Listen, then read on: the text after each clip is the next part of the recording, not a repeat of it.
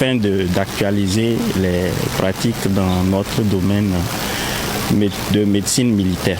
C'est un congrès très réussi. L'organisation, si je peux me permettre de dire quelque chose, était parfaite à mon sens et je pense que ça reste un exemple pour les autres également. Comme nous avons eu à suivre plusieurs thèmes et aussi nous avons vu sur les techniques de prise en charge de nos blessés avec nos pays frères. Donc il y a eu cet échange et ça permettra dans un futur à tout un chacun de voir un peu là où se situent les lacunes s'il y en a et aussi d'avoir le même message et les mêmes prises en charge pour nos blessés communs. Donc, personnellement, je me suis sentie à la maison. Donc, et que ce soit sur le plan scientifique ou humain, donc c'était vraiment très riche en échanges et nous repartons grandis. Et nous ne doutons pas de l'application de ce que nous avons appris ici. Ce congrès, au regard des thématiques, répond réellement aux attentes du service de santé, des armées de la Confédération.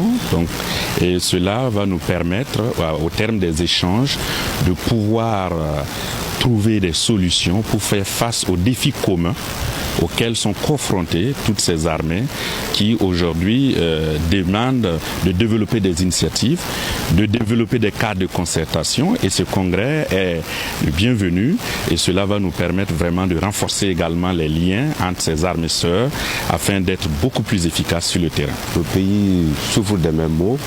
Nous avons du terrorisme surtout et nous avons les mêmes types de blessures que nous avons. Donc ce congrès nous permettra de réunir nos connaissances, nos expériences et d'avoir une conduite à tenir qui nous sera particulière, surtout pour nous qui sommes dans ce pays de l'AES. Les avantages sont multiples.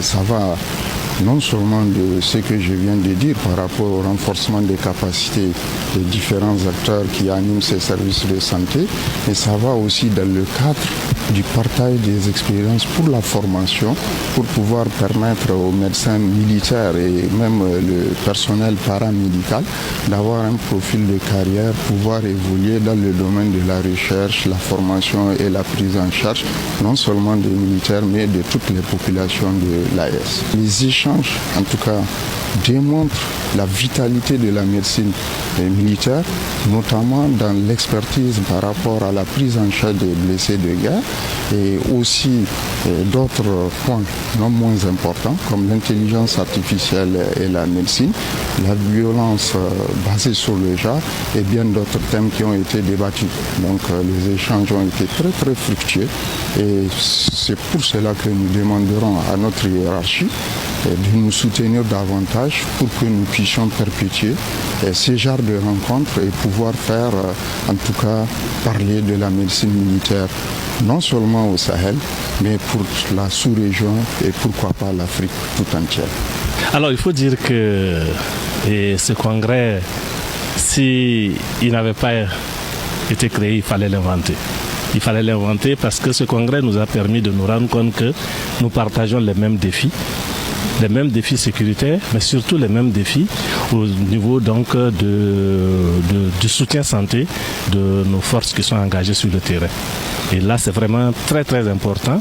Et ce congrès nous permet de voir que nous avons quasiment les mêmes approches de prise en charge et ce serait facile pour nous ensuite de fédérer nos efforts parce que nous savons dans quelle direction nous allons et nous voyons que nous sommes dans la même lancée que les pères fondateurs donc, de la Confédération des États du Sahel.